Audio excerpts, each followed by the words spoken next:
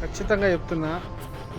మనం చదువుకుందాం, లేకపోతే చదువు రాకపోతే టెక్నాలజీ మీదన్నా కొద్దిగా ధ్యాస పెడదాం. కానీ ఈ కులాలు మతాలు, ఈ రాధామోహన్ నగర్ గారు, ఇంకోరు సిరాజుద్దీన్ రెహమాన్ అని, కుమార్ పాస్టర్, ఇంకా కొంతమంది ఉన్నారని, సరే వాళ్ళ రిలీజన్కి వాళ్ళకి సంబంధించిన వేసుకోవడంలో తప్పు లేదు, కరెక్టే.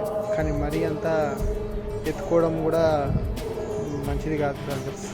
ఎందుకంటే ఇంకోటి సింపుల్ లాజిక్ చెప్తాను. ఇప్పుడు శివశక్తి టీవీ అయినా, కరుణాకర్ సుగుణగాడైనా, ఇంకోటి లలిత్ కుమార్ గాడైనా, ఇంకా ఆడవాడు హమారా గాడైనా, ఈ మోహన్ దాస్ గాడైనా, వీళ్ళందరూ నా తరఫు నుంచి కాదు.